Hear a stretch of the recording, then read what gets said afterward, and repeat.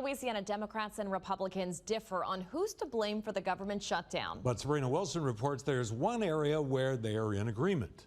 On Capitol Hill, Louisianans are in the thick of government shutdown discussions. Our bill we passed through the House keeps the government open while we negotiate those differences. That's the bill over in the Senate.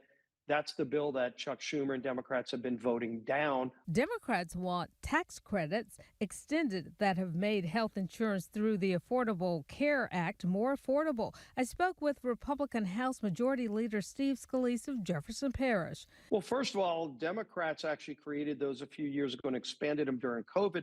But also Democrats set them to be temporary, to expire. Democratic Congressman Troy Carter of New Orleans told us Americans across the board will suffer if the subsidies aren't extended. We're here at the Capitol, and we've been waiting at the negotiating table with hopes that they would join us to hammer out a deal that's good for the American people, one that would protect health care.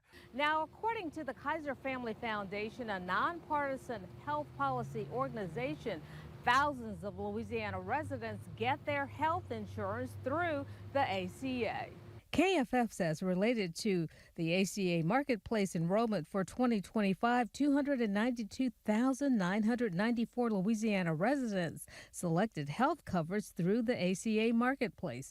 Senator Bill Cassidy told us. Republicans stand ready to reopen the government. I stand ready as a physician to have a substantive conversation about health care. Dillard University political analyst Dr. Robert Collins worked in the U.S. Senate for years. Generally speaking, in a shutdown, the party in power takes the blame. A 50-50 country, everybody's opinions are locked in. So I think, what's going to happen is that both sides are doing polling right now to see who's really being blamed. Do you support the comments that have come out of the White House saying that some of these furloughed federal employees could be permanently dismissed?